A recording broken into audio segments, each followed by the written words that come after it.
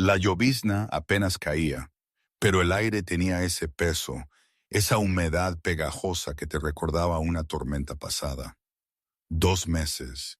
Hacía 2 meses que mi vida había cambiado. Y aquí estaba yo, parada frente a un coche negro que se había convertido en mi sombra, en mi recordatorio constante de que lo normal ya no existía. Sal de ahí, dije, y mi voz, aunque temblorosa, era más fuerte de lo que esperaba. Había cansancio, una frustración que me corroía las entrañas. ¿Vas a hacer lo que sea que tengas que hacer? Estoy harta de tener miedo. Las luces del coche seguían encendidas, proyectando un brillo fantasmal sobre el asfalto mojado de la calle de Carabanchel. No había nadie más. Solo yo y esa bestia de metal. ¿Cuánto tiempo había pasado desde que mi vida se convirtió en una constante espera por lo peor? ¿Un año? ¿Una década? Sentía que había vivido en ese estado de alerta desde siempre. El tiempo se estiró. 1, 2, 3 segundos. Luego, la puerta del conductor se abrió con un crujido suave. No era Carlos, el padre de José. Era Ricardo Rosales, el hombre de rostro pétreo que me había interrogado esa noche infernal. Salió despacio, levantando ambas manos abiertas a la altura de los hombros, un gesto universal de no tengo armas. Lo observé, la mano aferrada al pulverizador de pimienta que siempre llevaba en el bolsillo. Una ridícula gota de esperanza, lo sabía. Señorita Durán, por favor, cálmese, dijo Ricardo, su voz baja. No soy su enemigo. Mis ojos no se apartaron de él. Entonces, ¿por qué me sigues desde hace 2 semanas? ¿El borracho del restaurante? ¿La reducción de mi alquiler? Todo eso fuiste tú, ¿verdad? Ricardo bajó lentamente las manos. Sí. ¿Por qué? ¿Qué quieres de mí? Él me miró, y por un instante, su expresión dura se suavizó, apenas perceptible. El señor Vidal dio órdenes de protegerla. Proteger. La palabra me golpeó como un puñetazo, un eco lejano de aquella noche. Era un diluvio en Getafe. El reloj de la pared en el restaurante El Dragón Dorado marcaba las 2:47 de la madrugada, y las gotas de lluvia golpeaban el cristal como si quisieran romperlo. Estaba cerrando. Mis pies dolían de un modo familiar, de ese que te dice que estás agotada hasta el alma. Un tintineo en la puerta. Pensé que sería el jefe olvidando algo, o quizás algún cliente despistado que creía que seguíamos abiertos. Pero no, era un niño, tendría unos 6 años, empapado, temblando hasta los huesos. Un abrigo de marca, ahora pesado y chorreando agua. Zapatos de piel carísimos, arruinados y resbaladizos por la mugre de la calle. Y unos ojos que parecían haber visto demasiado para ese rostro tan pequeño y mojado. No miró alrededor, no dudó. Caminó directo hacia mí, como si yo fuera lo único en el universo en ese momento. Señorita, me acompaña a casa. Sus padres. Un conductor. Nada. Ni rastro. Solo un niño solo en la tormenta, pidiendo ayuda a una desconocida. Mis tripas gritaron. Peligro. Un aviso agudo e inmediato. Pero mi corazón respondió con algo más silencioso, algo que no pude ignorar. ¿Dónde está tu papá, cariño? Pregunté, la voz un poco áspera por el asombro. Trabajando. El coche de mi chofer se estropeó cerca y me perdí entre la gente. Un trueno partió la noche, tan cerca que lo sentí vibrar en el pecho. El niño levantó su mano hacia la mía. Estaba helada. La tomé. No tenía ni idea de que sostenía la mano de José Vidal, el único heredero de Carlos Vidal, el jefe de la mafia más temido de la costa. Una decisión, una noche de lluvia. Todo cambia. ¿Qué habríais hecho vosotros si un niño empapado os pidiera que lo llevarais a casa y a las 3 de la mañana? Supongo que es fácil decirlo desde la comodidad, pero en ese momento, con el frío en el aire y la mirada de ese pequeño, no había espacio para la duda. Salimos de El Dragón Dorado. La lluvia seguía cayendo a cántaros y el viento me golpeaba la cara una y otra vez como bofetadas frías y urticantes. Me quité mi chaqueta fina y se la puse sobre la cabeza a José, intentando resguardarlo de la furia de la tormenta. Las calles de Getafe a las 3 de la mañana estaban desiertas, silenciosas como un cementerio, solo con los neones intermitentes del restaurante vecino reflejándose en los charcos de agua negra. Levanté el brazo, intentando cazar un taxi en la oscuridad. Pasaron 5 minutos eternos antes de que un coche amarillo apareciera al final de la calle, sus faros rasgando la noche. Abrí la puerta, empujé suavemente a José adentro y luego me deslicé tras él. El agua escurría de mi ropa al asiento de cuero, formando un pequeño charco a mis pies.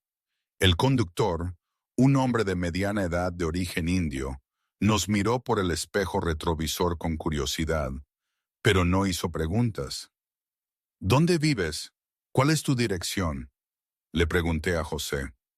Él recitó una dirección en el barrio de Salamanca, su voz extrañamente tranquila para un niño. El conductor emitió un silbido suave. Barrio de Salamanca, la parte más rica de Madrid, un lugar donde los áticos cuestan millones de euros y los porteros visten trajes que valían más de lo que yo ganaba en un mes. Tragué. Una sensación de inquietud empezó a formarse en mi pecho durante los 30 minutos de viaje por las calles resbaladizas y empapadas. José no dijo ni una palabra. Solo se quedó allí, su pequeña mano aferrada a la mía, sin soltarla. Sentía lo fríos que estaban sus dedos, cómo temblaban ligeramente. No era solo por el frío, era algo más profundo, miedo, soledad, o ambas cosas. Lo miré a la luz intermitente de las farolas. José miraba por la ventana, sus ojos vacíos, como si sus pensamientos estuvieran en un lugar muy, muy lejano. Quería preguntar, quería saber por qué un niño de 6 años había estado solo en medio de una tormenta, en la noche, por qué nadie lo buscaba, por qué el conductor nunca apareció. Pero algo en esos ojos viejos me mantuvo en silencio. El taxi se detuvo. Levanté la vista y mi corazón dio un vuelco. Delante de mí se alzaba una enorme reja de hierro de al menos 4 metros de altura.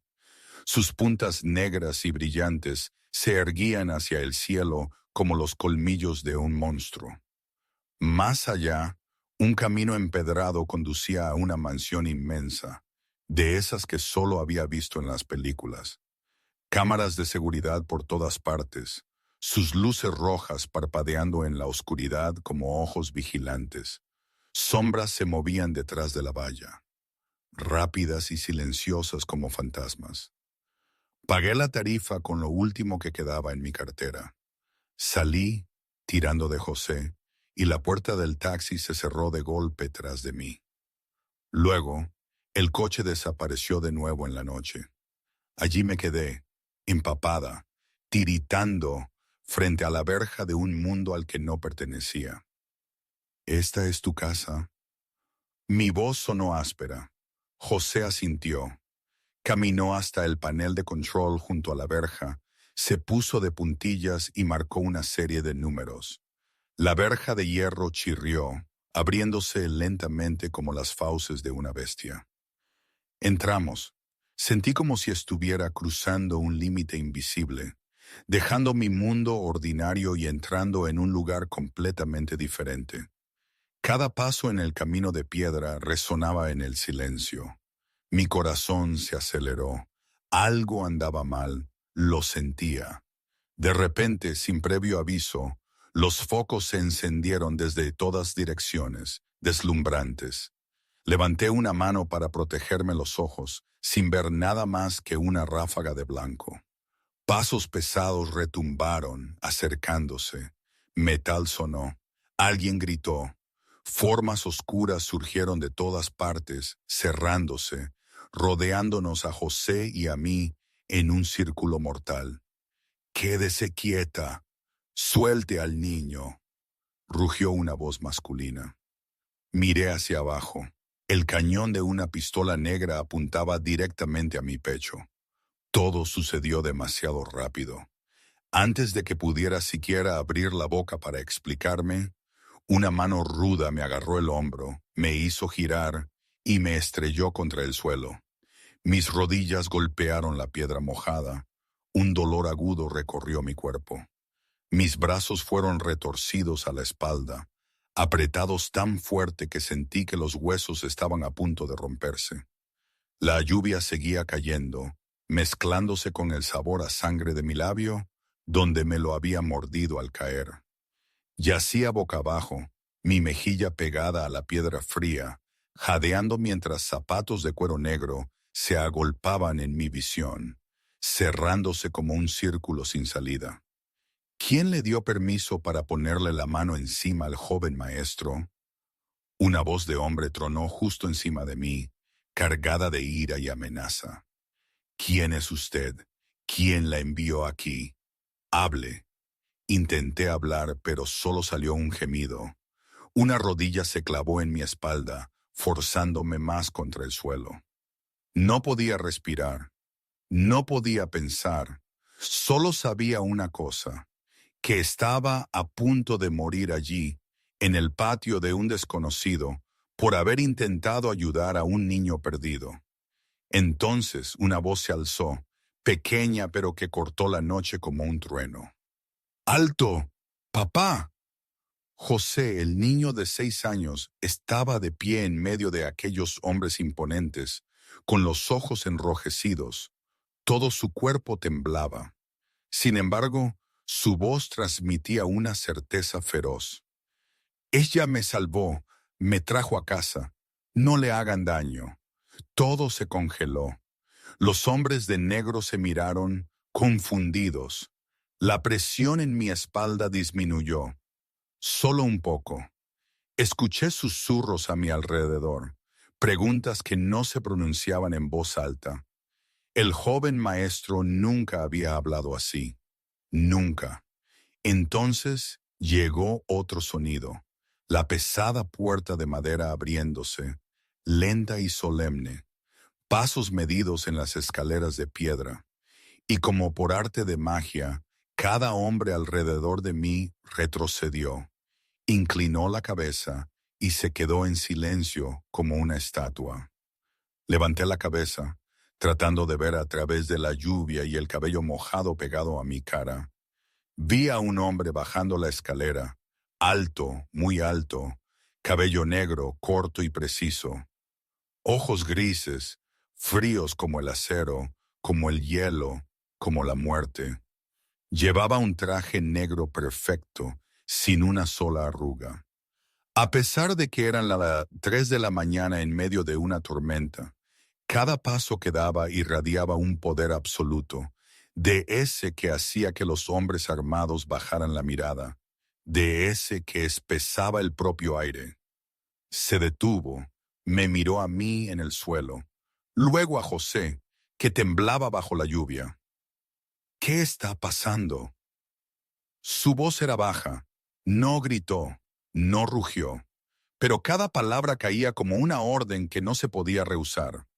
Un hombre dio un paso adelante, de hombros anchos, su rostro tallado en piedra.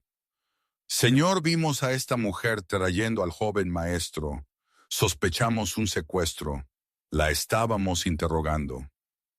El hombre de ojos grises no miró a su subordinado. Caminó directamente hacia José, se arrodilló a la altura del niño, sin importarle que la lluvia empapara su costoso traje. «¿Estás herido?». Su voz seguía fría, pero escuché algo más dentro de ella. Preocupación, miedo, el amor de un padre. José negó con la cabeza, las lágrimas mezclándose con la lluvia en sus mejillas. Señaló hacia mí. «Ella me trajo de vuelta, papá. Me perdí.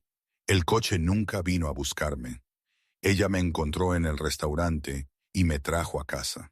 Ella no hizo nada malo. El hombre se puso de pie, sus ojos aún gélidos. Revisen las cámaras ahora. 2 minutos después, el hombre, Ricardo, regresó, su rostro pálido. Señor, las cámaras del restaurante El Dragón Dorado lo confirman. El joven maestro entró solo. Esta mujer le permitió sentarse, luego lo acompañó afuera y llamó a un taxi. Ella decía la verdad. Silencio. El hombre de ojos grises me miró a mí, aún en el suelo, empapada, temblorosa, mis labios empezando a ponerse azules. Suéltenla. Al instante, la presión desapareció. Me levantaron, pero mis rodillas cedieron. Tuve que apoyarme sola, como siempre había hecho durante 13 años. Allí estaba, frente al hombre más poderoso que jamás había conocido. Él se puso delante de mí, una cabeza más alto, mirándome con unos ojos que no podía descifrar. ¿Por qué ayudaste a mi hijo? Tragué saliva. Cada célula de mi cuerpo me gritaba que bajara la cabeza, que me disculpara, que suplicara. Pero no lo hice. Levanté la barbilla, me enfrenté a esos ojos fríos y grises y respondí con una voz que temblaba. Pero no era débil, porque necesitaba ayuda. No necesito ninguna otra razón. Carlos me miró durante unos segundos largos e interminables. Luego se volvió hacia Ricardo y asintió brevemente. Tráiganla adentro. Quería negarme. Quería darme la vuelta y marcharme de inmediato, pero mis piernas no obedecían. Estaba agotada, empapada y helada hasta los huesos. Me dejé guiar por Ricardo a través de la enorme puerta de madera y dentro de la mansión. Si el exterior había sido abrumador, el interior me quitó el aliento por completo. El techo se alzaba de forma imposible, coronado con lámparas de araña de cristal que derramaban una cálida luz dorada. Los suelos de mármol brillaban, reflejando las figuras de las personas como un espejo. Los cuadros de las paredes parecían pertenecer a un museo más que a una casa. Mi apartamento de 30 metros cuadrados podría haber cabido en una esquina de este salón. Una mujer mayor apareció, de cabello plateado recogido en un pulcro moño, su rostro severo, pero sus ojos suaves cuando se posaron en José.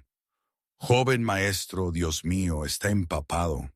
Se apresuró hacia el niño, arrodillándose para revisarlo. Señora Delgado, lleve a José a un baño caliente y cámbielo, ordenó Carlos, su voz aún sin emoción. José dudó, mirándome con preocupación. Forcé una sonrisa tranquilizadora. Anda, cariño, yo estoy bien.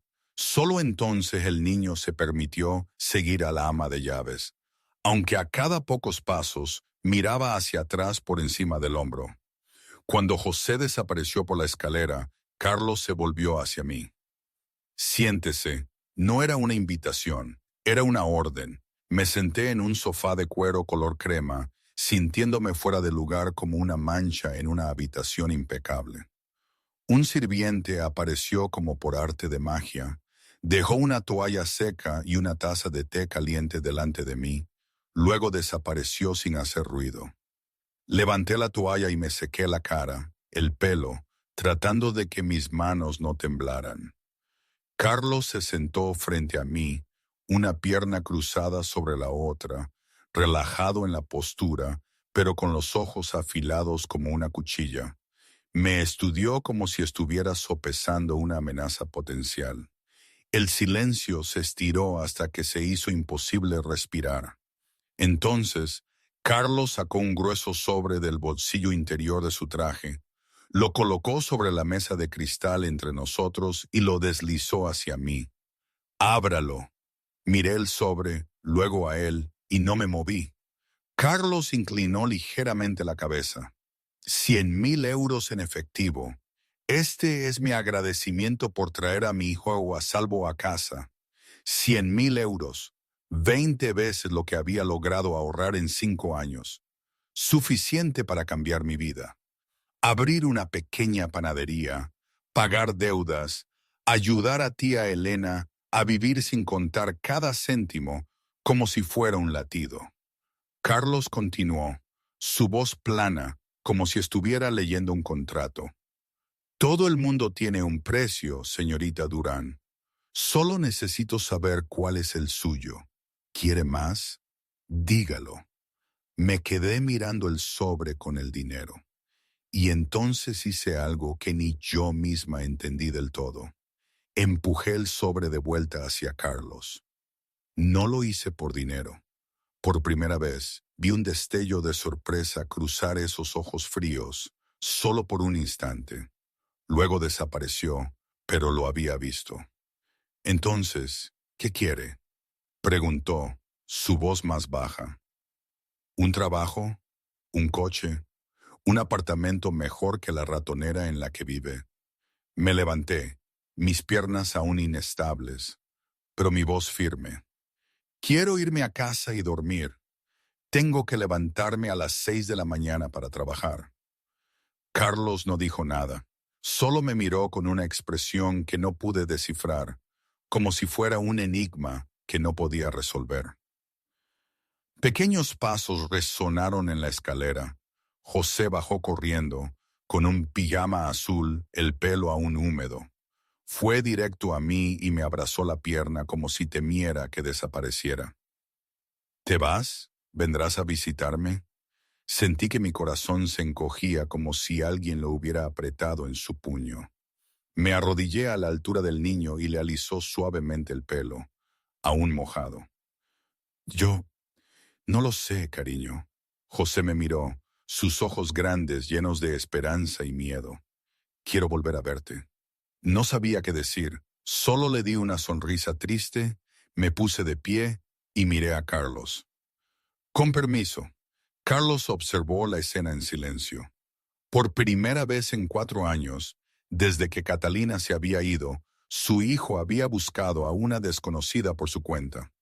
Por primera vez, Carlos había visto a José aferrarse a alguien, intentando que se quedara. Asintió una vez, indicándole a Ricardo: «Lleve a la señorita Durán a casa con seguridad». Salí por la puerta sin mirar atrás. La pesada puerta de madera se cerró tras de mí. Pero dentro, junto a la ventana, José seguía allí, viendo cómo el coche negro se desvanecía en la noche hasta que no quedó nada más que oscuridad y lluvia. Volviendo a la conversación con Ricardo en la calle de Carabanchel, la palabra proteger seguía resonando en mi mente. Proteger, no necesito que nadie me proteja, dije, sintiéndome estúpida. ¿Y por qué me protegería él? Ricardo me miró y algo en sus ojos se suavizó un poco, comparado con la frialdad que recordaba. Por el joven maestro José, mi corazón pareció encogerse. José, el joven maestro pregunta por usted todos los días, señorita Durán. Todos los días. Pregunta cuándo viene la señorita María. Pregunta si la señorita María está bien. Pregunta por qué la señorita María no ha regresado. Tragué saliva, mi garganta seca. Él me echa de menos. Solo nos vimos una vez. Ricardo exhaló, como sopesando cuánto debía decir. Usted es la primera persona a la que el joven maestro se abrió después de la muerte de su madre. No habla con nadie más que con el jefe y la señora Delgado. Sin amigos, sin parientes. Ha vivido como una sombra en esa casa hasta que la conoció. ¿Cuánto tiempo hace que murió su madre? 4 años. El joven maestro tenía solo 2 cuando la señora falleció. 4 años, 2 años. Sentí como si me hubieran dado un puñetazo en el pecho. Me recordé a mí misma a los 14 años. Recordé la mano fría de mi madre en la mía. Recordé el momento hueco en que comprendí que estaba completamente sola en el mundo. Yo aún tuve 14 años con mi madre. José solo tuvo 2. 2 años tan cortos que el niño probablemente ni siquiera recuerda el rostro de su madre. Continuó Ricardo, su voz baja. El jefe ama al joven maestro más que a nada en este mundo, pero no sabe cómo demostrarlo. No sabe cómo darle al niño lo que realmente necesita. Él cree que el dinero y la protección son suficientes, pero no lo son. Hizo una pausa mirándome. Luego vio cómo el joven maestro la miraba a usted. Vio cómo se aferró a usted y comprendió que quizás usted pueda darle algo que él no puede. Allí estaba yo, en la noche fría, mirando a la distancia como si pudiera ver a través de la oscuridad hasta la mansión en el barrio de Salamanca. En algún lugar, un niño de 6 años estaba sentado junto a una ventana, esperando a una mujer que había conocido solo una vez en una noche de tormenta y lluvia. Pausa para el comentario personal del narrador, al 35% aproximadamente del texto. Un momento, aquí tengo que parar un segundo. Todo esto, esta situación con Carlos Vidal y su mundo, era y sigue siendo una locura total. Quiero decir, piénsalo, una noche cualquiera, una camarera de Getafe, de la noche a la mañana, se ve envuelta en el universo de la mafia de Madrid. Es como si la realidad hubiera decidido romper con todas las reglas que conocía. Y la parte más extraña de todo es que no se siente irreal en el mal sentido. Se siente intenso, como si mi vida, que antes era una rutina de despertar, trabajar, ahorrar y dormir, hubiera recibido un golpe de adrenalina. Cuando Ricardo me dijo que Carlos quería protegerme por José, mi mente hizo clic.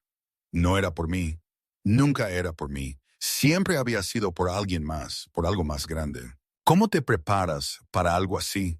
¿Para ser un peón en un juego de poder, aunque sea un peón protegido? No lo sé. Honestamente, aún no lo sé. Pero había algo en ese pequeño, en José, que me tiraba hacia adelante, y eso, supongo, lo cambiaba todo. Volviendo a la historia, 2 meses habían pasado desde aquella noche en que enfrenté a Ricardo junto a ese coche negro.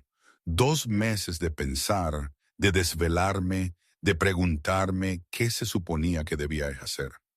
Al final decidí hacer aquello con lo que había soñado durante años. Retiré hasta el último euro que había ahorrado, mis 4.500 euros. Le pedí prestados otros 3.000 a tía Elena y abrí una pequeña panadería. Azúcar y especias, el nombre que había llevado en mi mente desde que era una adolescente, cuando mi madre aún vivía y solía hornear conmigo los domingos por la tarde. A veces, cuando no podía dormir por las noches en mi pequeño apartamento, pensaba en mi padre, en la forma en que siempre decía, no confíes en nadie que suene demasiado bueno para ser verdad. Se refería a los comerciantes del mercado, pero ahora lo entendía de otra manera. El dinero, las promesas de Carlos, todo sonaba demasiado perfecto, y lo perfecto no existe. Eso lo había aprendido a base de golpes. Recordaba la dulzura de la harina en las manos de mi madre, la risa de mi padre cuando yo, de niña, manchaba toda la cocina. Esos recuerdos, pequeños destellos de una vida normal que ya no existía, eran el motor de mi panadería. No era solo un negocio, era un intento desesperado de recuperar un trozo de aquel pasado, de construir algo tangible, algo mío, que nadie pudiera quitarme. La tienda estaba en una esquina tranquila en Ruzafa, Valencia. Lejos del bullicio de Getafe, lejos de los recuerdos de aquella noche empapada y transformadora. Era diminuta, solo 5 mesas de madera y una vitrina de cristal para los pasteles. Pero para mí, era el mundo entero. Por primera vez en mi vida, tenía algo que realmente me pertenecía. El trabajo era brutal. Me levantaba a las 4 de la mañana para amasar, hornear pasteles y tener todo listo antes de abrir a las 7. Los clientes llegaban en oleadas dispersas, en su mayoría oficinistas que paraban por café y cruasanes antes del trabajo. Algunas madres empujando cochecitos que se detenían a mediodía para descansar. Los ingresos aún no eran suficientes para saldar mis deudas, pero al menos estaba viviendo de mi propia pasión. Esa tarde, alrededor de las 3, cuando la tienda estaba tranquila y yo limpiaba el mostrador, una elegante limusina negra se detuvo bruscamente frente a la puerta. Me quedé helada, con el paño todavía en la mano, mi corazón acelerado. La puerta del coche se abrió. Salió un niño, un uniforme de colegio privado azul marino, una camisa blanca, una corbata a rayas perfectamente colocada, cabello negro peinado hacia atrás y esos ojos demasiado viejos para su edad, los ojos que nunca podría olvidar. José, su rostro se iluminó en el momento en que me vio a través del cristal. Empujó la puerta, entró corriendo y antes de que pudiera decir una palabra, se lanzó a mis brazos. «Señorita María, la encontré». Me quedé allí, con las manos suspendidas en el aire durante unos segundos. Luego lentamente las bajé, envolviendo al niño en mis brazos. Era tan pequeño, tan frágil, y se aferraba a mí como si yo fuera el único salvavidas en un mar vasto y vacío. «José, ¿cómo llegaste hasta aquí?» El niño levantó la vista, sonriendo con brillantez. Seguí preguntando. «Papá dijo que estabas ocupada, pero te eché de menos. Te eché muchísimo de menos». Lo llevé a una mesa cerca de la ventana y le traje un plato de galletas con chispas de chocolate recién horneadas y una taza de leche caliente. Comió con avidez, como si fuera la mejor comida que jamás hubiera probado. Aunque sabía que en casa tenía un chef privado que preparaba comida 100 veces más cara. «¿Me te echabas de menos?», pregunté suavemente. Solo nos vimos una vez. José dejó de masticar, bajó la cabeza y su voz se hizo más pequeña. «Fuiste la primera persona que no me tuvo miedo». «¿Miedo a ti? ¿Quién podría tenerte miedo?» «Todos». Dejó la galleta, su mirada perdida en la nada. «En el colegio nadie juega conmigo. Sus padres les dicen que se mantengan alejados. Tienen miedo de mi papá». Hizo una pausa. «En casa solo somos la señora Delgado y papá, pero papá siempre está ocupado. Papá nunca tiene tiempo». Sentí que mi corazón se oprimía como si alguien lo hubiera rodeado con una mano. Un niño de 6 años con todo el dinero del mundo, y tan solo que un solo acto de amabilidad de una extraña una vez se había convertido en algo a lo que no podía renunciar. «¿Echas de menos a tu mamá?». La pregunta se me escapó antes de que pudiera detenerla. Quise retractarme al instante, pero era demasiado tarde. José se quedó en silencio un largo rato. Luego negó con la cabeza. «No recuerdo su cara, lo intento, pero no puedo. Solo recuerdo el olor. Lavanda. A veces lo huelo en algún sitio y creo que mamá está cerca, pero no es así». Sentí que las lágrimas me subían. Tragué con fuerza, tratando de mantener la voz firme. «Yo también perdí a mi mamá. Sé lo que se siente». José levantó la cabeza, sus ojos bien abiertos. «¿De verdad? ¿Tú tampoco tienes mamá?». Asentí, y ya no confiaba en mi propia voz. Vi cómo sus ojos empezaban a enrojecer, cómo su boca temblaba, cómo la pared que había construido durante 4 años comenzaba a desmoronarse.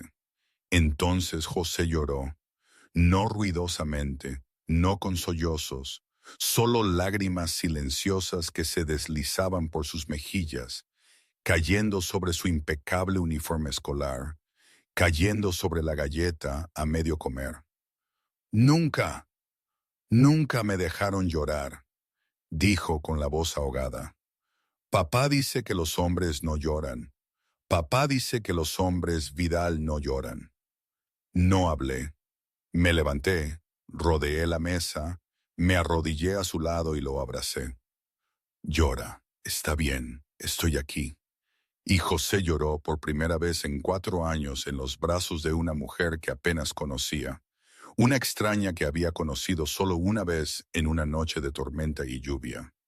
Lloró por una madre cuyo rostro no podía recordar, por una soledad para la que no tenía palabras, por los años en que se había visto obligado a fingir que era fuerte cuando solo era un niño de 6 años. Cambio de perspectiva. Ricardo Rosales, Barrett. Fuera de la ventana, Ricardo estaba junto a la limusina, observando desde la acera. Vio a la señorita Durán abrazar al joven maestro, escuchó sus sollozos amortiguados, aunque no las palabras. Para él, acostumbrado a un mundo de silencios gélidos y órdenes tajantes, la escena era un anacronismo, una debilidad, pero también veía el efecto transformador en José. Su pequeño jefe, que siempre parecía llevar el peso del mundo en sus hombros, se había permitido desmoronarse. Y en los Vidal, el control emocional era un pilar. Carlos nunca lloraba, nunca mostraba fragilidad.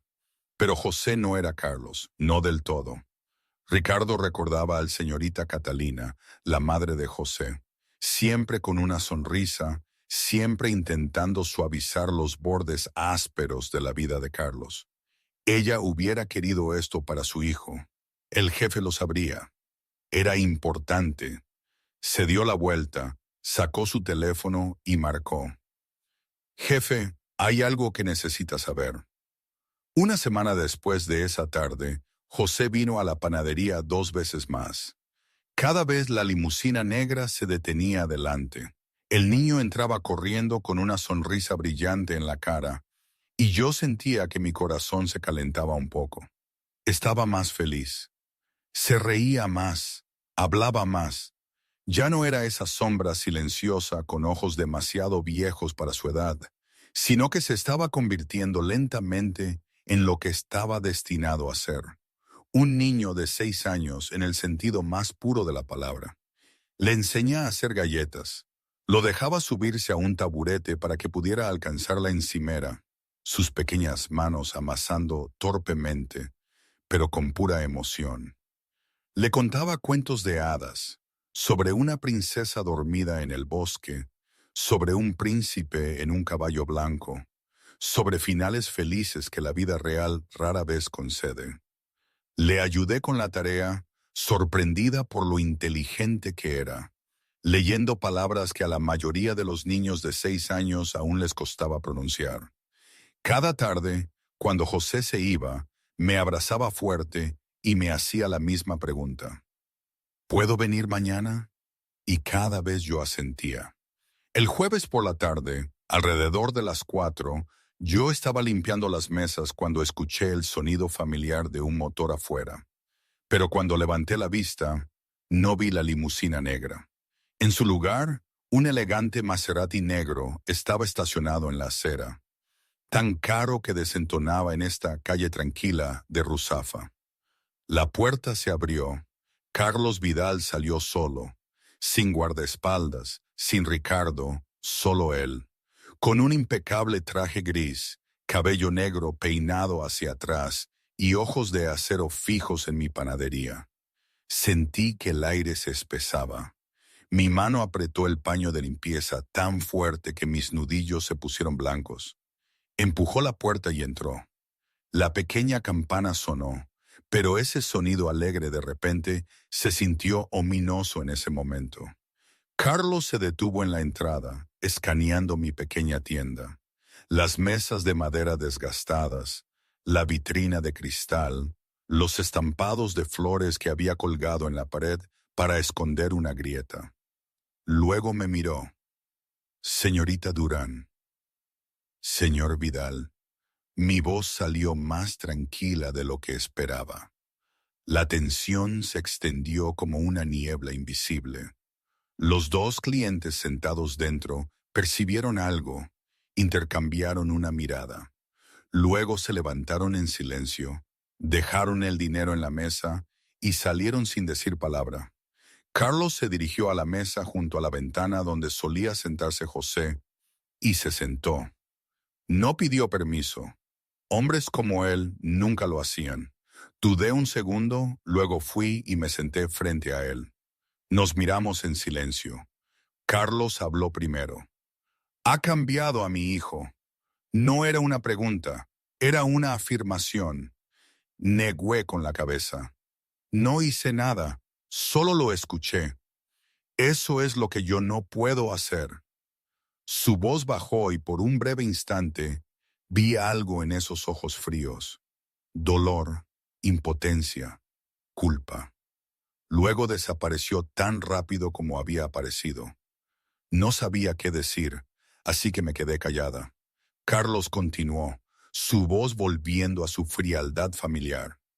Usted sabe quién soy, sabe lo que hago. ¿Por qué sigue dejando que José venga aquí? Mantuve su mirada sin pestañear. Porque José no es usted. Es solo un niño de 6 años que necesita que alguien lo quiera. Lo que usted hace, quién es usted, no tiene nada que ver con él. Silencio. Carlos me observó con una expresión indescifrable. Sabía que acababa de decir algo que probablemente nadie más se atrevía a decirle, pero no me importaba. Era la verdad. Entonces Carlos habló, su tono plano, como si estuviera discutiendo un contrato de negocios. Quiero que sea la tutora oficial de José. Sueldo, 8.000 euros al mes, casi me atraganto. ¿8.000 euros? 3 veces lo que ganaba de la panadería en mis mejores meses. 8.000 euros, ¿para qué? Enseñarle, jugar con él, darle lo que yo no soy capaz de dar. Negué con la cabeza y me levanté. No quiero enredarme en su mundo. Carlos también se puso de pie, casi una cabeza más alto, mirándome con esos ojos penetrantes. Usted se enredó la noche en que lo hizo, señorita Durán. En el momento en que tomó la mano de mi hijo y lo trajo a casa. La pregunta ahora es si sigue huyendo o si lo enfrenta. Sacó una tarjeta de visita negra del bolsillo de su traje y la puso sobre la mesa. Piénselo, llámeme cuando decida. Luego se dio la vuelta, salió de la tienda, regresó al coche y desapareció en el tráfico vespertino. Me quedé allí, mirando la tarjeta de visita sobre la mesa como si fuera una bomba a punto de estallar. 5 minutos después, el timbre sonó de nuevo. José entró corriendo, con las mejillas sonrojadas, respirando con dificultad. Señorita María, ¿vino papá? ¿Qué te dijo papá? ¿Estás enojada con él? Miré al niño, sus ojos llenos de preocupación y esperanza, y no supe cómo responder. Esa noche no pude dormir. Yacía en la cama estrecha de mi pequeño apartamento, con los ojos fijos en el techo manchado de humedad, mis dedos sosteniendo la tarjeta de visita negra de Carlos Vidal. Letras plateadas en relieve sobre el negro, solo un nombre y un número de teléfono, sin título, sin dirección. Hombres como él no necesitaban esas cosas. Le di vueltas y vueltas a la tarjeta noche tras noche, pensando, dando vueltas en las sábanas, preguntándome qué demonios estaba haciendo. Al final llamé a Ana, mi mejor amiga. ¿Estás loca? La voz de Ana salió por el teléfono, estridente, prácticamente gritando. Mafia, M-A-F-I-A. ¿Alguna vez has visto una película? La gente muere como moscas en esos mundos. ¿Quieres acabar como un cuerpo flotando en el Manzanares? Exhalé. Lo sé, pero José... José no es tu hijo, me interrumpió Ana, tajante. Es el hijo de un jefe de la mafia. Tiene un ejército que lo protege. No te necesita. No dejes que tus sentimientos te cieguen, María. Te lo digo en serio. Esto no es una broma. Sabía que Ana estaba preocupada por mí. Sabía que mi amiga tenía razón, según la lógica ordinaria. Pero cada vez que cerraba los ojos, no veía armas o peligro. Veía los ojos de José cuando lloró en mis brazos. Veía su sonrisa cuando hizo su primera galleta. Veía la forma en que se aferraba a mí cada vez que llegaba y cada vez que se iba, como si estuviera aterrorizado de que yo fuera a desaparecer. Terminé la llamada con Ana y llamé a tía Elena. Le conté todo de principio a fin: la noche de lluvia, el niño perdido, la mansión, el jefe de la mafia, la oferta. Tía Elena escuchó en silencio, sin interrumpir, sin juzgar. Cuando terminé, el silencio duró unos segundos. Luego mi tía habló suavemente. Amas a ese niño. Lo escucho en tu voz. Sentí que mis ojos me ardían. Pero, ¿tú qué crees que debo hacer? Creo que ya lo decidiste, cariño. Solo necesitas que alguien te dé permiso. Silencio. No pude encontrar palabras. Tía Elena suspiró al otro lado de la línea. Ten cuidado, María. Mantén tus límites y recuerda el camino a casa. Siempre recuerda el camino a casa. Esa noche me senté sola junto a la ventana, mirando la calle vacía. Pensé en José, en la forma en que sonreía cuando comía galletas con chispas de chocolate, en cómo sus ojos se iluminaban cuando le contaba cuentos de hadas, en el sonido ansioso de él diciendo «Señorita María» cada vez que entraba en la tienda. Pensé en él llorando en mis brazos. 4 años de lágrimas contenidas. Las lágrimas de un niño al que no se le permitía ser niño. Luego pensé en mí, 14 años, de pie en un hospital, viendo a mi madre cerrar los ojos por última vez. Nadie me abrazó. Nadie me dijo que estaba bien llorar. Había enfrentado ese dolor sola, crecido sola, me había levantado sola cada vez que caía. Si alguien hubiera estado allí para mí entonces, si yo pudiera ser esa alguien para José. Cogí mi teléfono, miré la tarjeta de visita una última vez y marqué el número. La línea sonó 2 veces. Señorita Durán. La voz de Carlos llegó sin sorpresa, como si hubiera estado esperando esta llamada. Señor Vidal, acepto. Un breve silencio. Pero tengo condiciones. Tomé un respiro lento. Me quedo con la panadería. Vengo a su casa 3 tardes a la semana. Y no me da órdenes como a una empleada. Vengo por José, no por su dinero. El silencio se estiró. Contuve la respiración, esperando. Entonces la voz de Carlos volvió, todavía fría, pero con algo más dentro. De acuerdo. Pasaron 6 meses más rápido de lo que esperaba. 3 tardes a la semana iba a la mansión Vidal en el barrio de Salamanca, cruzando la enorme verja de hierro que ya no me asustaba como antes. Ayudaba a José con los deberes, todavía sorprendida por lo brillante que era, cómo su mente parecía adelantarse a su edad. Jugaba con él a juegos de mesa, perdiendo a propósito solo para ver esa sonrisa brillante y victoriosa extenderse por su pequeña cara. Le enseñé a hornear en una enorme cocina que el chef privado de la familia Vidal cedió con clara renuencia, con la boca apretada en una línea dura, pero no se atrevió a decir una palabra. Le contaba cuentos de hadas antes de acostarse, sentada a su lado, hasta que su respiración se regularizaba y sus ojos finalmente se cerraban. La señora Delgado me había mirado con recelo al principio. La ama de llaves mayor había estado con la familia Vidal desde antes de que José naciera. Había visto a la señora Catalina desaparecer. Había cuidado al joven maestro con sus propias manos durante 4 largos años. No confiaba en los extraños, especialmente en una joven que apareció de la nada, y de repente el jefe le permitía acercarse al niño más preciado de esa casa.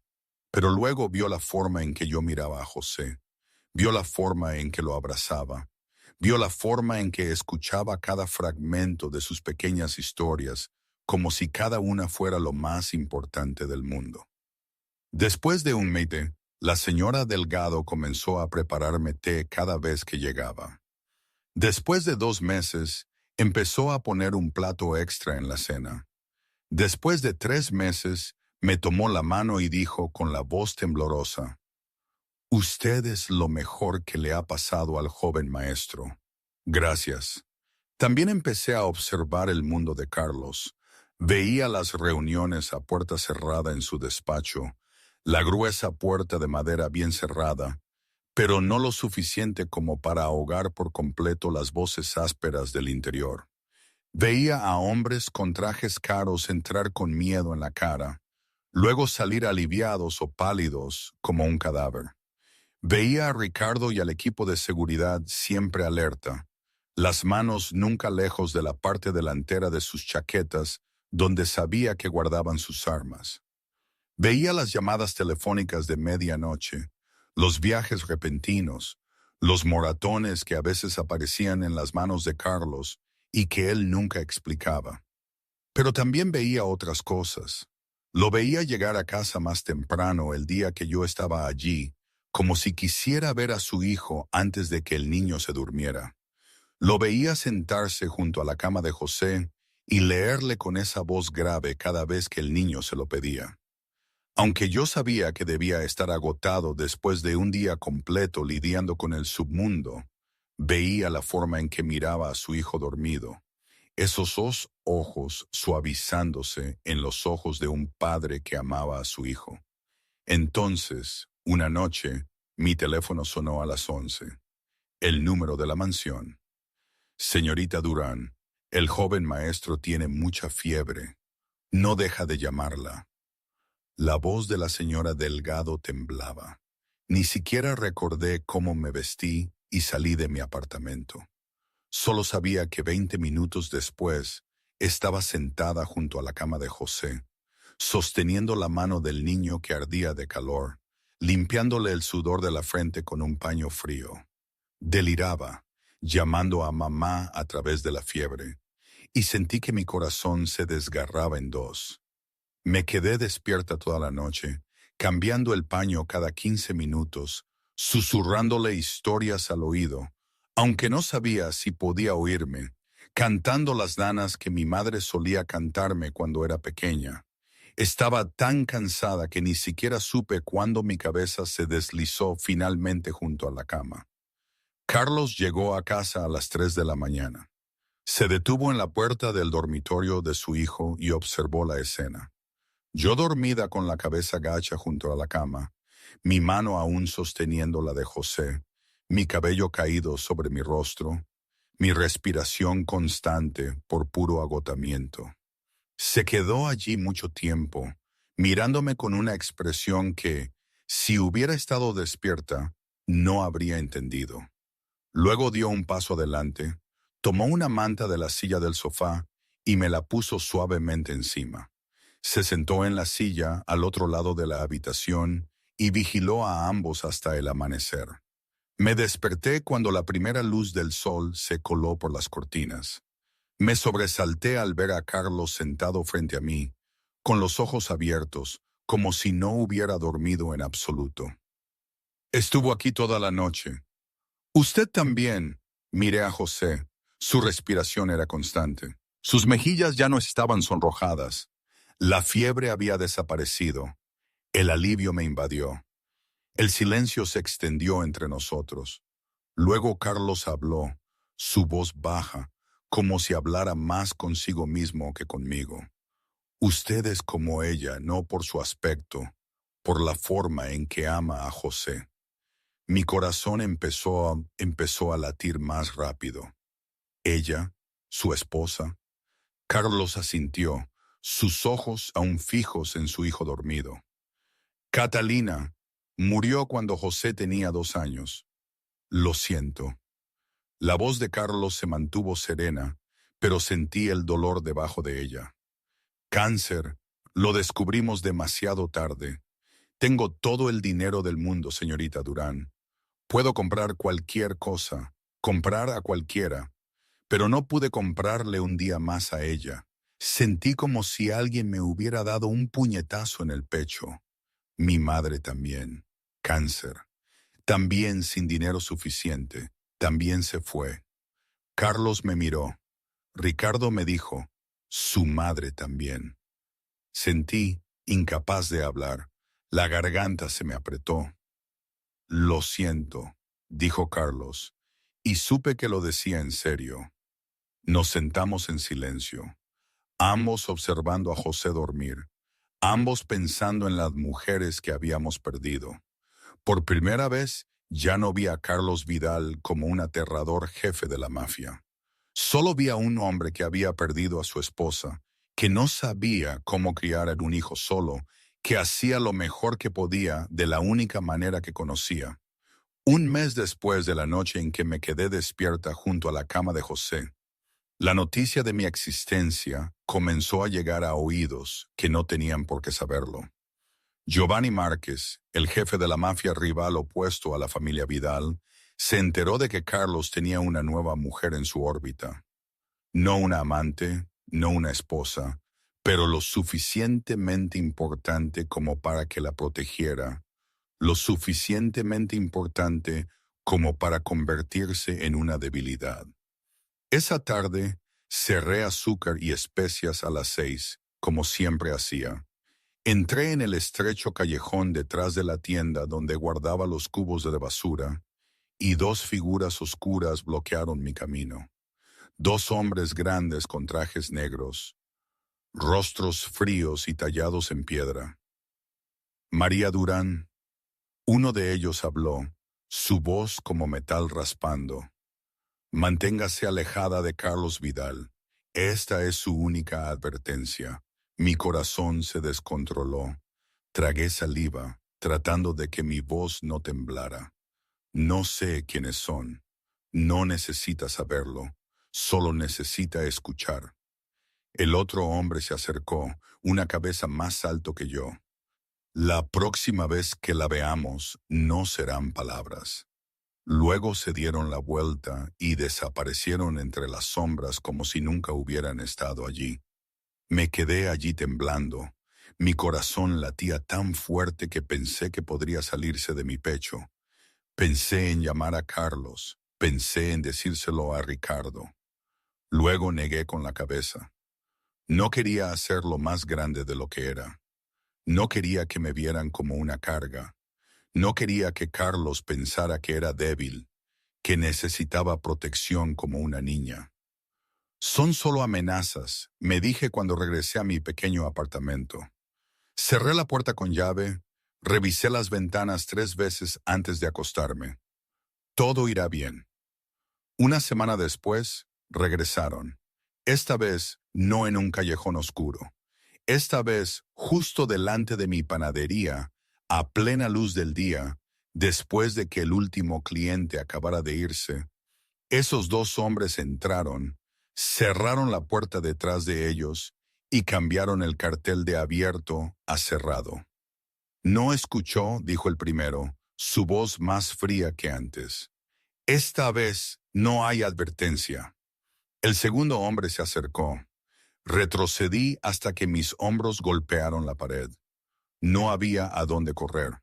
Busqué algo, cualquier cosa que pudiera usar, pero no había nada excepto sillas de madera y un frágil mostrador de cristal. El hombre levantó la mano, y pensé que ese era el momento en que moría. Pero en lugar de miedo, algo más se encendió dentro de mí. Rabia. Había tenido miedo toda mi vida. Miedo a perder a mi madre. Miedo a perder a mi padre. Miedo a ser abandonada. Miedo a no tener suficiente dinero. Miedo al fracaso. Había vivido con miedo durante demasiado tiempo. Ya no quería tener miedo. Respiré hondo. Apreté los puños y miré al hombre directamente a los ojos. ¿Creen que tengo miedo? Se detuvieron, sorprendidos por la firmeza de mi voz. Perdí a mi madre a los 14 años. Mi padre fue a prisión a los 16. Sobreviví al sistema de acogida. Me mudé de casa en casa como algo que nadie quería. Dormí en la calle cuando no tenía a dónde ir. Trabajé 16 horas al día solo para poder pagar un apartamento del tamaño de una caja de cerillas. Di un paso adelante y el hombre retrocedió sin querer. ¿Creen que unas cuantas amenazas me harán huir? No soy una chica rica envuelta en seda. Soy una superviviente. He vivido un infierno y sigo aquí. Los miré sin pestañear. Vayan y díganle a su jefe que no me iré a ninguna parte. Los dos hombres se miraron y algo parecido al respeto brilló en sus ojos. Luego, sin decir una palabra más, se dieron la vuelta, salieron de la tienda y desaparecieron. Me quedé allí hasta que estuve segura de que se habían ido, y entonces mis rodillas cedieron y me hundí en el suelo. Todo mi cuerpo temblaba sin control, pero no lloré. No me permití llorar. No sabía que Ricardo me había estado observando durante mucho tiempo bajo las órdenes de Carlos. No sabía que la cámara dentro de la tienda había grabado todo. No sabía que 2 horas después, Carlos Vidal vio ese video y su rostro se volvió más aterrador de lo que nunca había sido. El Maserati negro se detuvo bruscamente frente a la tienda a las 8 de esa noche, cuando yo estaba sentada sola en la oscuridad, sin siquiera molestarme en encender las luces. Carlos entró y cerró la puerta de golpe detrás de él. ¿Por qué no me lo dijiste? Su voz era hielo. Me levanté. Mi rostro se endureció. Porque no necesito que me protejas. Puedo encargarme de mí misma. No lo entiendes. Carlos se acercó, sus ojos encendidos de ira. Márquez no fanfarronea. Han matado gente.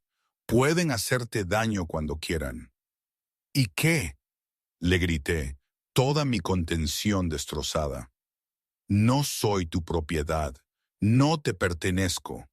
Carlos golpeó la mano con fuerza sobre la mesa, lo suficiente como para hacer saltar el pequeño jarrón. Le perteneces a José. Silencio. Me quedé allí respirando rápido, mirándolo fijamente. Carlos se dio la vuelta, su voz bajando, casi un susurro. Y yo no puedo soportar perder a nadie más. Mi ira se desvaneció. Catalina, también. Carlos continuó, todavía de espaldas a mí. Ella tampoco me lo dijo cuando le dolía. Lo escondió. Escondió los síntomas porque no quería que me preocupara. Para cuando lo supe, ya era tarde. Etapa avanzada, nada que salvar. Sentí que mi corazón se encogía hasta dolerme. Yo lo siento, no pensé en... Carlos se volvió hacia mí y por primera vez vi miedo real en esos ojos. No miedo a los enemigos, no miedo a morir, miedo a la pérdida.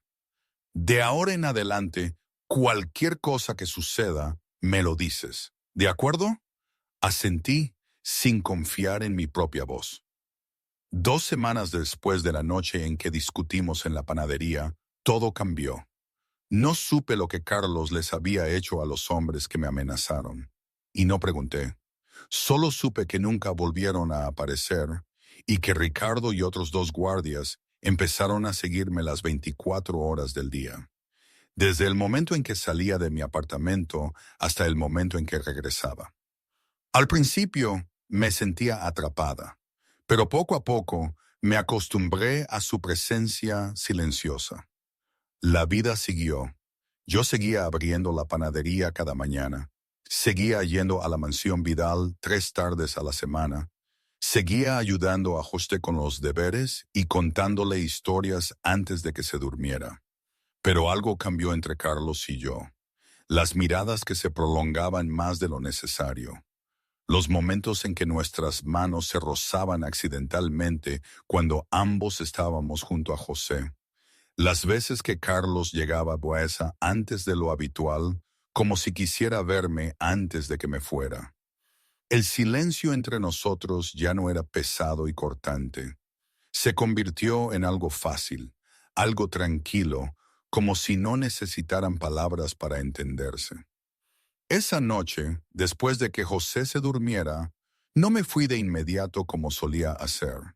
Salí al jardín detrás de la mansión, me senté en el banco de piedra junto a la fuente y levanté la cara hacia el cielo nocturno. La ciudad de Madrid rara vez mostraba muchas estrellas, pero esa noche el aire estaba inusualmente claro, y las estrellas brillaban como diamantes esparcidos sobre terciopelo negro. Escuché pasos detrás de mí y no necesité darme la vuelta para saber quién era. Carlos se sentó a mi lado, no demasiado cerca, pero tampoco demasiado lejos. Nos sentamos en silencio durante mucho tiempo, ambos mirando hacia arriba. «No se va», dijo Carlos primero. «Estoy esperando un taxi. Permítame llevarla». «No». El silencio regresó, pero ninguno de los dos se movió. Entonces Carlos dijo, su voz baja, como una confesión. «No sé cómo hacer esto». Me giré para mirarlo. ¿Hacer qué? Carlos no me miró, sus ojos todavía en el cielo, aunque sabía que no estaba realmente mirando las estrellas. Cuidar de alguien. Después de Catalina, lo cerré todo. Pensé que sería más seguro así. Si no amas a nadie, no puedes perder a nadie. Si no confías en nadie, no puedes ser traicionado. Lo entendí mejor que casi nadie. Yo también, dije, mi voz suave como el viento.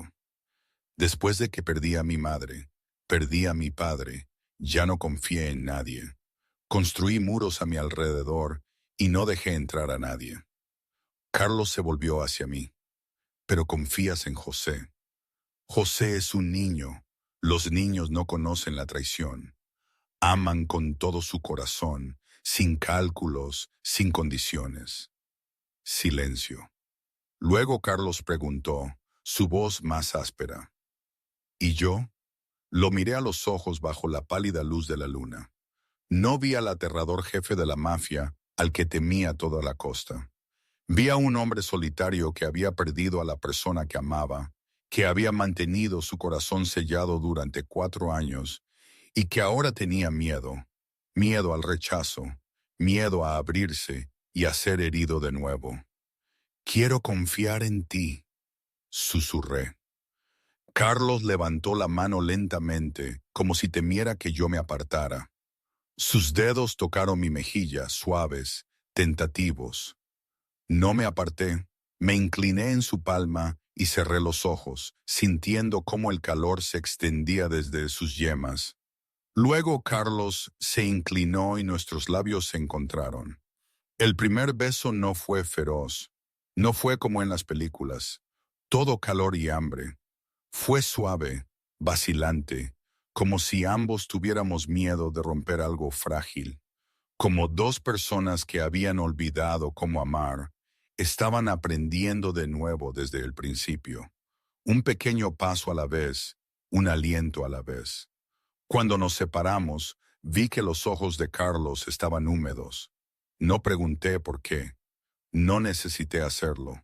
Apoyé la cabeza en su hombro y él me rodeó con un brazo.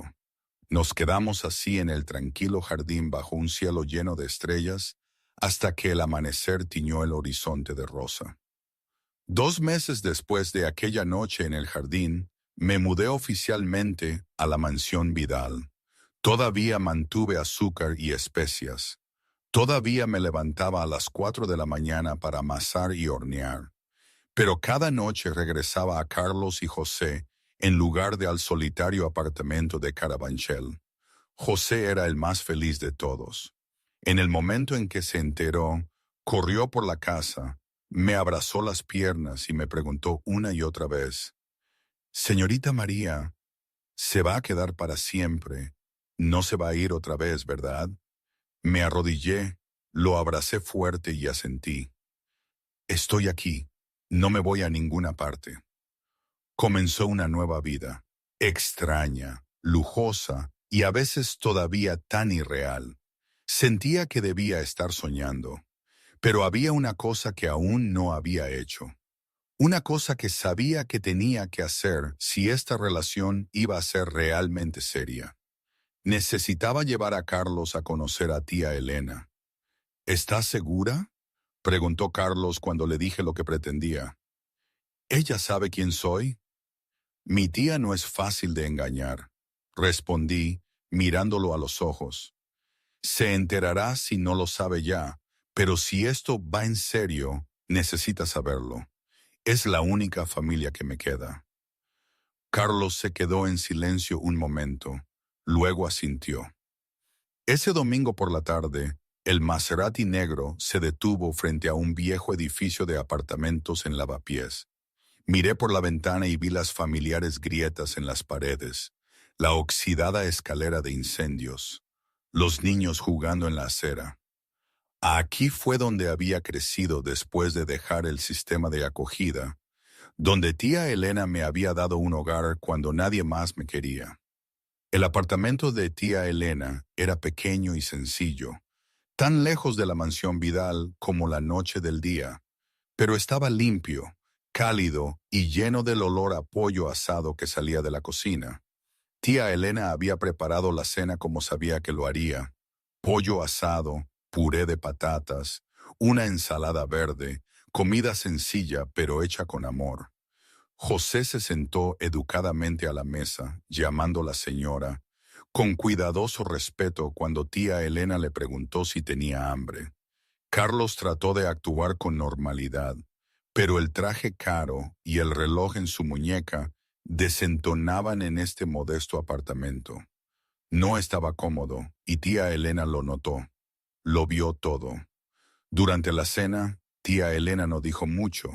Simplemente observó, sus ojos afilados mirando directamente a través de Carlos, como si estuviera leyendo cada página del libro de su vida. Intenté mantener el ambiente ligero, hablando de la panadería, del progreso de José en la escuela, pero sabía que la tormenta se acercaba. Después de la cena, mientras Carlos y José se sentaban en el pequeño salón viendo la televisión, tía Elena me llevó a la cocina. Cerró la puerta y su rostro se puso grave. ¿Sabes a qué se dedica? Tomé un respiro lento. Tía, no me vengas con tía. La voz de tía Elena se endureció. Es de la mafia, es un criminal, es el tipo de cosas que destruyeron la vida de tu padre. Sentí como si me hubieran abofeteado. Carlos no es como mi padre, él no es débil. ¿Débil? Tía Elena soltó una risa amarga. Tu padre era débil, y por eso fue a prisión. Este hombre, él es peligroso, y ese peligro te arrastrará a ti a prisión también. O peor, a un ataúd. No lo entiendes. Lo entiendo. Tía Elena me interrumpió, sus ojos brillando. Veo cómo lo miras. Veo cómo miras a ese niño. Los amas. Sé que sí, pero el amor no te protege de las balas, María. El amor no impide que sus enemigos vengan a por ti. Silencio. No supe qué decir. Entonces tía Elena suspiró, su voz suavizándose, cansada y triste. Perdí a mi hermana por la enfermedad. Perdí a mi cuñado por la cárcel. Eres lo único que me queda de mi hermana. Eres todo lo que tengo. Me miró, con los ojos húmedos. Tengo miedo de perderte. Di un paso adelante y abracé a mi tía con fuerza. Lo entiendo. Entiendo por qué tienes miedo, pero he elegido. Tía Elena, los quiero. No puedo dejarlos. Tía Elena me abrazó y soltó un fuerte suspiro. Entonces prométeme que si pasa algo, cualquier cosa, correrás, volverás aquí. De acuerdo, lo prometo. Se escucharon pasos detrás de nosotros. Ambos nos dimos la vuelta y vimos a Carlos de pie en el umbral de la cocina, con el rostro inexpresivo, pero sus ojos lo decían todo. Lo había oído todo. Elena, dijo su voz baja y mesurada. Sé que no merezco a su sobrina. Sé que mi mundo es peligroso, pero la protegeré con mi vida. Esa es mi promesa.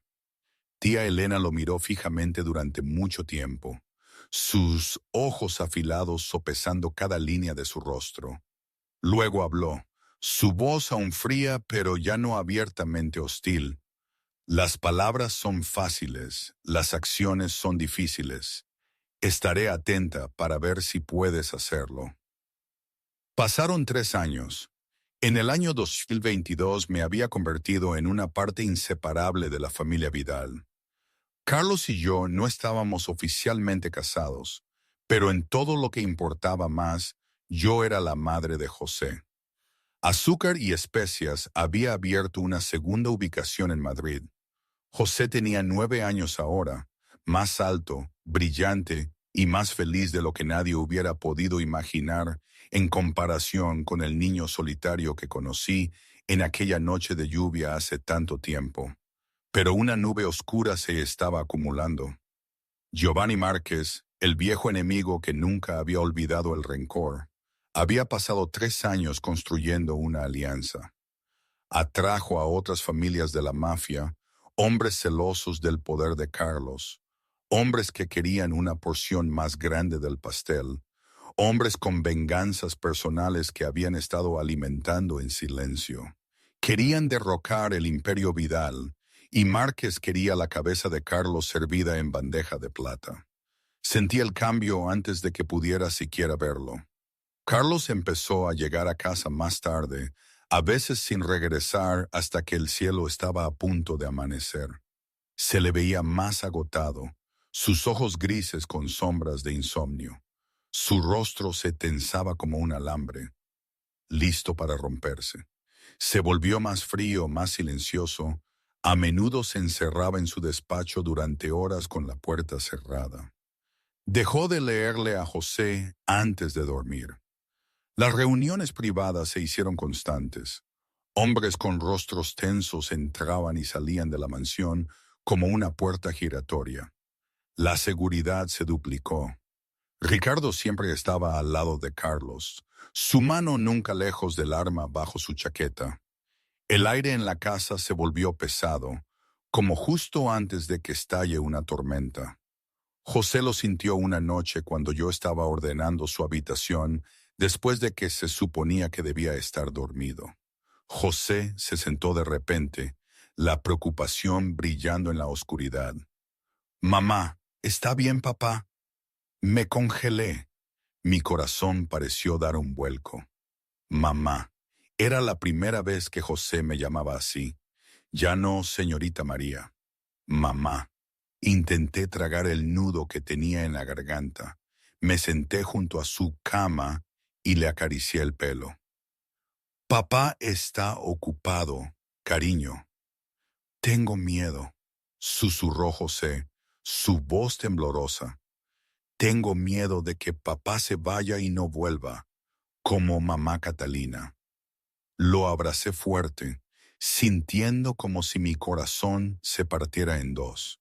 No podía permitir que esto continuara. No podía quedarme quieta y ver cómo mi familia se desmoronaba, ver cómo Carlos se agotaba, ver cómo José vivía con miedo cada día. Esa noche, cuando Carlos llegó a casa a las 2 de la mañana, yo lo esperaba en su despacho. Se detuvo al verme, sorprendido.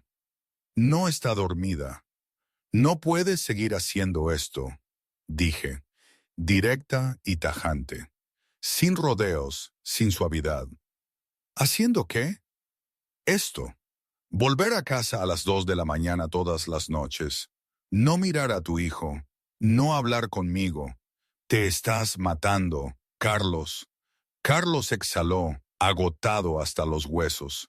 No lo entiendes. Esto es la guerra, María. Si no actúo, Márquez nos destruirá a todos.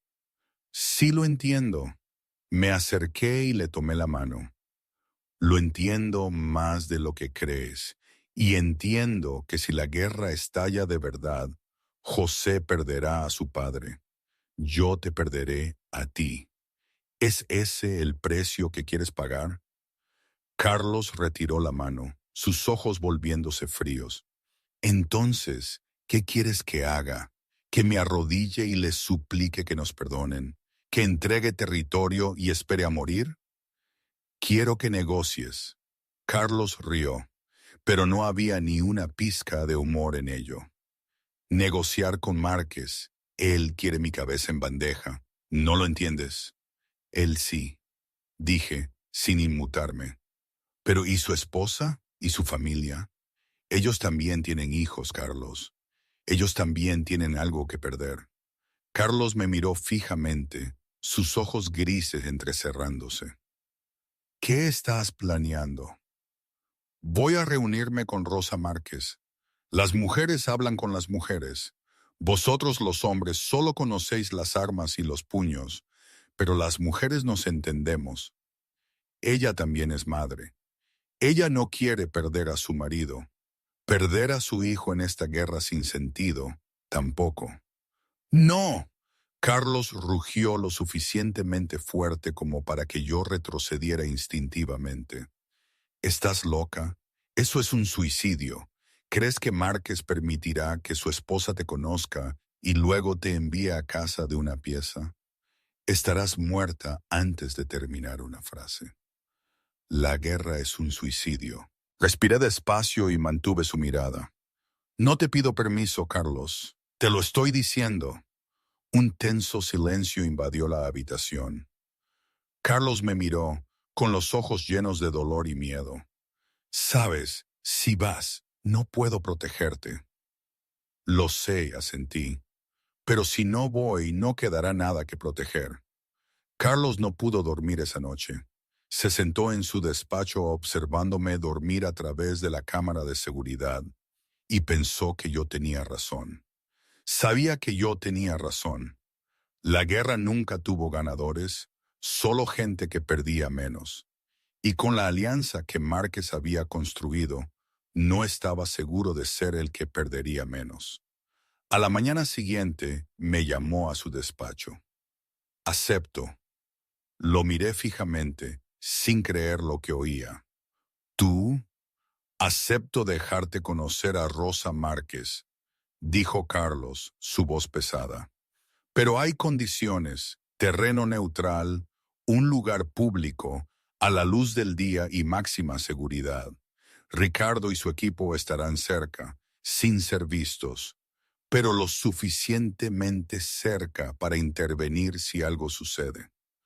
Asentí. De acuerdo. ¿Y me lo prometes? Carlos me tomó la mano, sus ojos llenos de preocupación. Si hay alguna señal de peligro, corres. No eres una heroína. No eres un sacrificio. Corres. De acuerdo, lo prometo. 3 días después, todo estaba arreglado. Se eligió un restaurante italiano en Triana, Sevilla, territorio neutral que no pertenecía a ninguna de las partes. Al mediodía, a plena luz del día, cuando el restaurante estaría lleno de clientes para el almuerzo, Rosa Márquez aceptó reunirse, quizás por curiosidad, quizás porque ella también estaba cansada de la guerra que se avecinaba. Entré sola al restaurante, como se había acordado. Vestía de forma sencilla, un vestido azul marino y un abrigo blanco, sin joyas caras. Nada que hablara de la riqueza de los Vidal. Quería que Rosa viera quién era yo realmente, no una reina de la mafia, solo una mujer corriente. Rosa Márquez ya estaba sentada en una mesa de la esquina, colocada para observar toda la sala. Tendría unos 40 años, cabello negro corto y preciso, un rostro frío como el hielo y unos ojos negros afilados llenos de sospecha. 2 guardaespaldas estaban de pie detrás de ella, con los brazos cruzados. Su mirada nunca se apartaba de mí. Caminé hacia Rosa y me senté frente a ella. Las 2 mujeres se estudiaron en silencio. Rosa habló primero, su tono teñido de burla. ¿Es usted la hija de Carlos Vidal o su amante más reciente?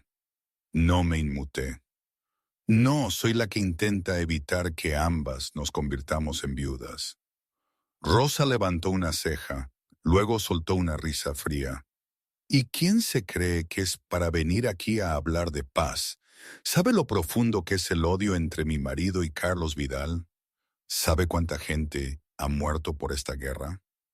Sí, asentí. Y sé que morirá más gente si nadie está dispuesto a detenerla. Entonces, ¿quién es usted? Rosa ladeó la cabeza, observándome como si estuviera estudiando una especie extraña. No parece una de las mujeres de este mundo. Porque no soy de este mundo, respondí, manteniendo su mirada. No soy nadie. Soy una camarera de turno de noche en un restaurante coreano en Getafe. Hace 4 años encontré al hijo de Carlos Vidal solo a las 3 de la mañana. Lo acompañé a casa y mi vida cambió a partir de ese momento. La sorpresa de Rosa se reflejó en su rostro. Esta no era la historia que esperaba. Continué. No nací en tu mundo. No entiendo tus reglas. No sé quién le debe la sangre a quién traicionó a quién primero. Pero entiendo una cosa.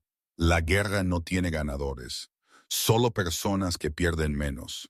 Y no importa quién gane, los niños seguirán perdiendo a sus padres. Las esposas seguirán perdiendo a sus maridos. Las madres seguirán llorando sobre los ataúdes de sus hijos. Silencio.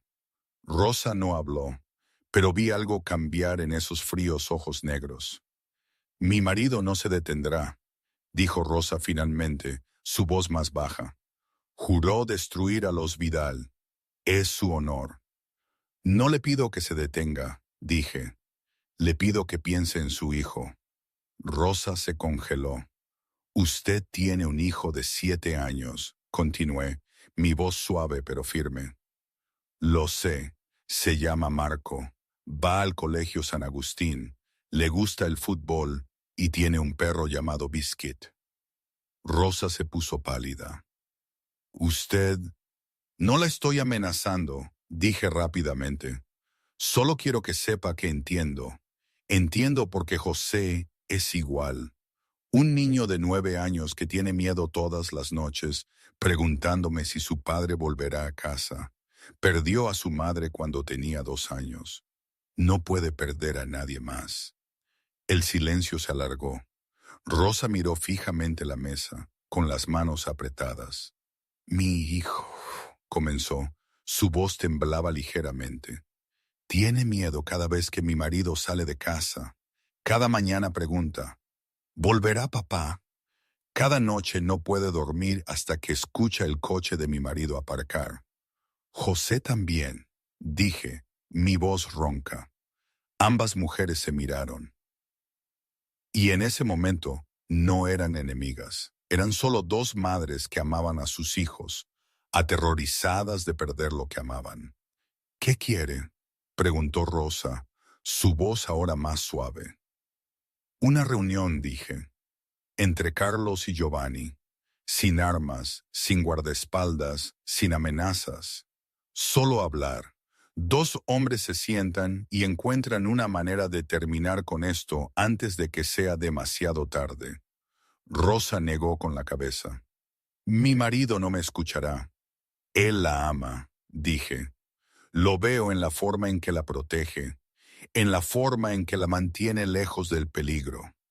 La escuchará si usted lo dice de la manera correcta, si le muestra que esto no se trata de honor o territorio, sino de familia. Rosa permaneció en silencio durante mucho tiempo. Luego se puso de pie, mirándome. No prometo nada, pero lo pensaré. Me levanté también. Es todo lo que pido. Rosa se dio la vuelta y salió con sus 2 guardias siguiéndola. Pero antes de salir del restaurante, se detuvo. Me miró por última vez. ¿Es usted valiente, camarera, o está loca? Todavía no he decidido cuál. Luego se fue. Afuera Carlos me esperaba en el coche, con el rostro tenso. Cuando salí, se acercó a mí de inmediato. ¿Qué pasó? ¿Estás bien? Le di una sonrisa cansada. Lo pensará. Nada es seguro aún. Carlos me abrazó, reteniéndome con fuerza como si temiera que yo desapareciera. Estás demente, lo sabes. Quizás, susurré contra su hombro. Pero a veces se necesita un poco de demencia para cambiarlo todo. 2 semanas después, llegó la noticia. Giovanni Márquez accedió a reunirse con Carlos Vidal. Pasaron 2 años después de aquella fatídica reunión con Rosa Márquez. Las negociaciones entre Carlos y Giovanni se prolongaron durante meses, tensas, difíciles, llenas de momentos en que parecía que todo podría desmoronarse en cualquier segundo. Pero al final llegaron a un acuerdo.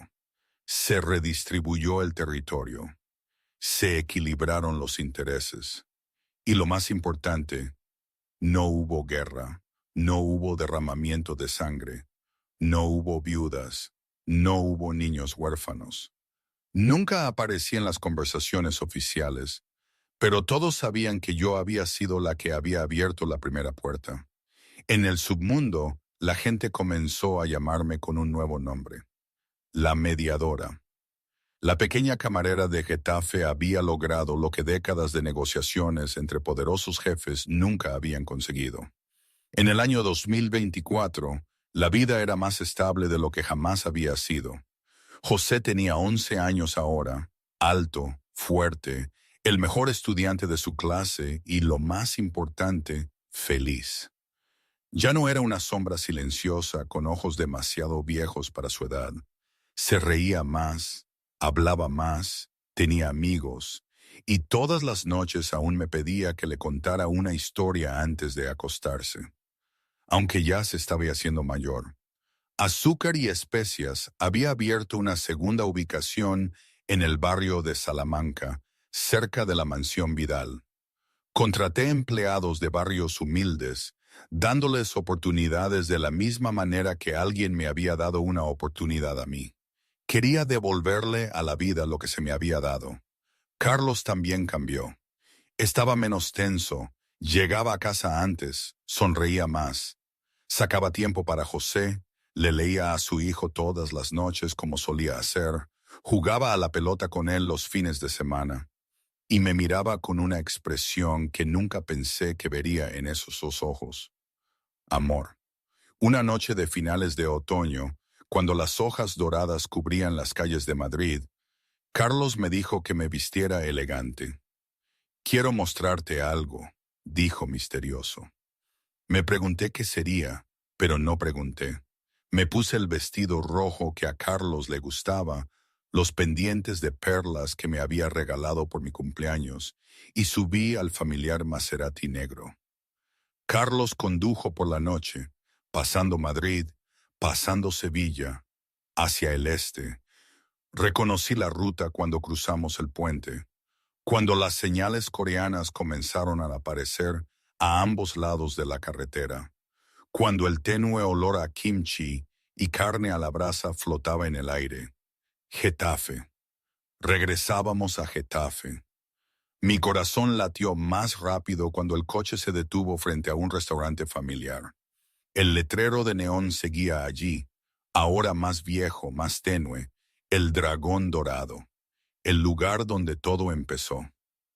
Este es, susurré, con la voz ahogada. Carlos apagó el motor y me miró. El lugar donde te encontré, o más exactamente, donde José te encontró. Salimos y nos paramos bajo el toldo familiar. La lluvia empezó a caer en una ligera llovizna como hace 5 años, como si el cielo también recordara. Miré a través del cristal y vi el mostrador donde solía limpiar las cosas a las 3 de la mañana. Vi la puerta por donde un niño empapado de 6 años había entrado y había cambiado mi vida para siempre. Hace 5 años, dijo Carlos, su voz baja y cálida. Mi hijo se perdió bajo la lluvia. Yo no sabía cómo criarlo solo. No sabía cómo darle el amor que necesitaba. Pensé que lo había perdido todo cuando Catalina murió. Hizo una pausa y me miró a los ojos. Entonces, de alguna manera, encontró su camino hacia ti.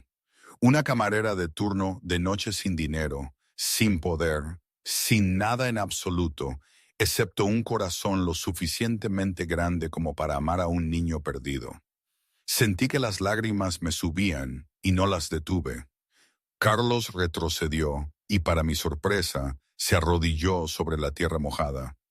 De dentro del bolsillo de su chaqueta de traje, sacó una pequeña caja de terciopelo negro y la abrió. Un anillo de diamantes brilló bajo la luz de neón. María Durán. Su voz tembló y por primera vez lo vi temblar. Salvaste a mi hijo, me salvaste a mí, salvaste a todo este imperio de la guerra. Me diste algo que todo mi dinero y poder no pudieron comprar. Me diste una familia, me diste esperanza, me diste amor. Me miró con los ojos borrosos por las lágrimas. Te convertirías oficialmente en mi familia y en la de José. ¿Serás mi esposa? Lloré. Las lágrimas corrían por mis mejillas, mezclándose con la llovizna. ¿En serio? Nunca he hablado tan en serio en mi vida. Asentí, riendo entre lágrimas. Sí, sí, sí. Carlos se levantó, me deslizó el anillo en el dedo y me abrazó. Nos besamos bajo el toldo de El Dragón Dorado, bajo la suave lluvia, como si el tiempo estuviera retrocediendo a aquella noche de hace 5 años. Entonces la puerta del restaurante se abrió de golpe. ¡Mamá! José salió corriendo, con el rostro radiante, los ojos brillantes. Había estado esperando dentro con Ricardo durante la última hora, tan nervioso como su padre. Mamá, ¿es verdad? ¿De verdad vas a ser mi mamá? ¿Te quedarás conmigo y con papá para siempre, verdad? Me dejé caer de rodillas y lo abracé fuerte, las lágrimas cayendo libremente. Seré tu mamá para siempre, lo prometo. Carlos nos rodeó con sus brazos a los dos, y los tres nos quedamos allí, bajo el toldo del pequeño restaurante, donde todo comenzó, abrazados bajo la lluvia, llorando y riendo al mismo tiempo. Familia. Por fin, éramos una verdadera familia. Año 2026. María Durán Vidal, de 34 años, estaba detrás de la caja en azúcar y especias, la ubicación de Ruzafa, el lugar donde todo comenzó para el negocio. Llevaba 2 años casada con Carlos, pero habíamos sido una familia mucho antes de eso. José tenía 13 años ahora, alto, apuesto, preparándose para empezar el instituto. Todavía me llamaba mamá, todavía me abrazaba cada mañana antes de ir al colegio, todavía me pedía que le contara historias, aunque ahora era un adolescente. Esa tarde, la panadería estaba tan concurrida como de costumbre. Madres empujando cochecitos entraban para descansar los pies. Oficinistas se detenían a tomar un café por la tarde. Parejas se sentaban junto a la ventana, murmurándose cosas privadas. La vida ordinaria, la paz, lo que una vez creí que nunca tendría. Miré por la ventana y vi cómo el cielo se oscurecía. Nubes grises rodaban desde el este. Mi teléfono vibró suavemente. Un mensaje de José. Mamá, va a llover mucho esta tarde. No olvides tu paraguas. Te quiero. Sonreí y dejé el teléfono. Mi hijo, el niño que una vez se perdió bajo la lluvia, ahora era quien me recordaba que llevara un paraguas. La vida era extraña. Miré alrededor de mi pequeña panadería y la memoria me subió como una marea. Pensé en lo que había perdido. Mi madre, la mujer amable que me enseñó a amar sin condiciones, se fue cuando yo solo tenía 14 años. Mi padre, el hombre, no débil, sino con un corazón demasiado grande, que cometió un error por amor, contando los días en prisión. Mi infancia ordinaria, los años que deberían haber sido despreocupados y felices, robados por un giro cruel del destino. Pero también pensé en lo que había ganado. Carlos, el hombre más poderoso que jamás había conocido, y sin embargo, el más amable cuando estaba conmigo y con José. José, el niño perdido que había encontrado su camino hacia mí en una noche de tormenta y lluvia. Ahora mi hijo, la luz de mi vida. Esta panadería, el pequeño sueño que una vez creí que nunca se haría realidad, y una familia, una verdadera familia, lo que una vez creí que no merecía tener. Pensé en las compensaciones. Vivir en el mundo de Carlos nunca fue completamente seguro. Todavía había reuniones privadas. Todavía había hombres con ojos peligrosos que entraban y salían de la mansión. Todavía había noches en que Carlos llegaba tarde y yo me quedaba despierta esperando. Pero también era amada, protegida, apreciada de una manera en que nunca antes lo había sido. Y pensé en las elecciones. Esa noche, hace 7 años, pude haberme negado, pude haber llamado a la policía, pude haberme dado la vuelta y haber fingido que no había visto a un niño empapado de pie en la puerta de mi restaurante. Mi vida habría seguido, normal, segura y quizás muy solitaria. Pero no lo hice. Tomé esa pequeña mano helada y todo cambió. Afuera, la lluvia comenzó a caer. Las primeras gotas golpearon el cristal. Deslizándose en finos hilos, las observé y susurré la hora que quedó grabada para siempre en mi alma. Las 2:47 de la madrugada. Justo entonces, como si respondiera a mi memoria, sonó el timbre. Empapado de pies a cabeza, el pelo negro pegado a la frente, el uniforme escolar calado de lluvia. Un chico de 13 años. Pero en ese momento se veía exactamente como el niño de 6 años de hace años. El niño que había entrado en mi vida en una noche de tormenta y lluvia y nunca se había ido realmente. José sonrió, la sonrisa que yo amaba más que nada en el mundo. Mamá, olvidé mi paraguas.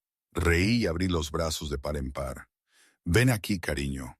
José corrió hacia mí y me abrazó fuerte, empapándome la camisa. No me importó. Solo abracé fuerte a mi hijo, le besé la frente y miré por la ventana donde la lluvia seguía cayendo. Algunas noches de lluvia cambian tu vida. Algunos niños perdidos te llevan al lugar al que perteneces, y algunas decisiones tomadas a las 3 de la mañana te dan una familia. La lluvia seguía golpeando el cristal, pero esta vez yo no estaba sola. Tenía a José en mis brazos. Tenía a Carlos esperándome en casa. Tenía una familia. Y eso era todo lo que necesitaba. La verdad es que no hay certezas absolutas, ni finales perfectamente cerrados. La vida es un ir y venir, y aunque ahora todo se sienta en calma, sé que las nubes volverán. Lo importante es tener con quién enfrentar esas tormentas, ¿no? Y eso para mí lo vale todo.